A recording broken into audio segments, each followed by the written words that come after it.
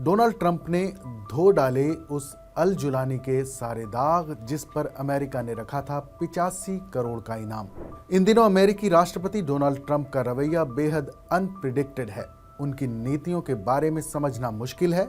आतंकवाद के खिलाफ अमेरिका जीरो टॉलरेंस का ढिंढोरा खूब पीटता रहा है, लेकिन दुनिया के किसी भी देश में जैसे ही डोनाल्ड ट्रंप को कोई फायदा नजर आता है, वो भूल जाते हैं कि उनके कुछ उसूल भी हैं। खैर, डोनाल्ड ट्रंप ने मई के महीने में मिडिल ईस्ट की यात्रा के दौरान किए गए अपने एक वादे को पूरा कर दिया है।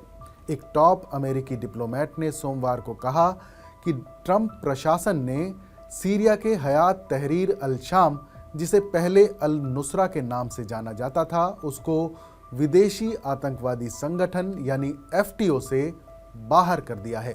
यह ऐलान ऐसे वक्त पर हुआ है जब इजरायली प्रधानमंत्री अमेरिका दौरे पर हैं। बता दें कि नेतन्याहू HTS के लड़ाकों को अपने देश के लिए खतरा मानते रहे हैं। अल नुसरा फ्रंट सीरिया में अल कायदा की शाखा हुआ करती थी। फिर अल शरा ने इसे अल कायदा से अलग करते हुए इसका नाम हयात तहरीर अल शाम रखा था। अमेरिकी विदेश मंत्री मार्को रूबियो ने अपने बयान में कहा कि सीरिया को प्रतिबंधों से राहत देने के राष्ट्रपति ट्रंप के 13 मई के वादे के मुताबिक मैं अल नुसरा फ्रंट, जिसे हयात तहरीर अल शाम यानी HTS के नाम से भी जाना जाता है, उसे विदेशी आतंकवादी संगठन यानी FTO की लिस्ट से बाहर कर रहा हूं। उन्होंने बताया कि ये आदेश 8 जुलाई से लागू होगा। मार्को रूबियो ने जानकारी दी कि यह कदम सीरिया की तरफ से HTS को भंग करने के ऐलान और सीरियाई सरकार द्वारा आतंकवाद के सभी रूपों से लड़ने की प्रतिबद्धता के बाद उठाया गया है।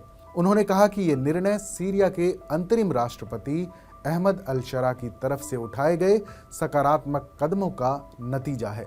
उन्होंने कहा कि FTO से HTS को बाहर करना राष्ट्रपति ट्रंप के स्थिर, एकीकृत और शांतिपूर्ण सीरिया के सपने को पूरा करने की दिशा में एक महत्वपूर्ण कदम है। नेतन्याहू के कहने पर सीरिया से हटाए गए प्रतिबंध। प्रेसिडेंट ट्रंप ने मिडिल ईस्ट यात्रा के दौरान 13 मई को कहा था कि वो सीरिया पर से सभी पाबंदियों को हटाने जा रहे हैं। हालांकि व्हाइट हाउस में नेतन्याहू के साथ डिनर पर की गई मीडिया से बातचीत में उन्होंने कहा कि सीरिया से प्रतिबंध दुनिया के कई देशों की अपील के बाद हटाए गए हैं, जिनमें नेतन्याहू भी शामिल हैं। नेतन्याहू से जब ये पूछा गया कि क्या वो सीरिया के राष्ट्रपति अहमद अल शरा की सरकार के साथ अमेरिकी रिश्तों में तेजी से गर्मजोशी बढ़ने से सहज हैं, नेतन्याहू ने कहा कि क्षेत्र में ईरान और उसके सहयोगियों के कमजोर होने से स्थिरता और सुरक्षा और आखिरकार शांति के लिए नए अवसर सामने आए हैं। साथ ही कहा कि दमिश्क में नई सरकार के साथ एक चैनल खोलने के लिए वो अमेरिकी राष्ट्रपति डोनाल्ड ट्रंप की सराहना करते हैं। आपको बता दें कि सीरिया के मौजूदा राष्ट्रपति अहमद अल शरा का असली नाम मोहम्मद अल जोलानी है। अमेरिकी वांटेड पोस्टर पर भी यही नाम लिखा है। इसके साथ ही अल जोलानी को पकड़ने वाले को करीब 85 करोड़ इनाम देने का ऐलान भी किया गया था। अल शरा 1982 में सऊदी अरब में पैदा हुए, फिर सीरिया की राजधानी दमिश्क में ही रहे। साल 2006 में अमेरिका ने जोलानी को गिरफ्तार किया था और साल 2011 तक कुख्यात कैंप बुका जेल में रहने के दौरान जोलानी की मुलाकात ISIS के अबू बकर अल बगदादी से हुई और वो उसके कट्टरपंथी विचारों से प्रभावित हुए। फिर साल 2012 में वो सीरिया लौटा।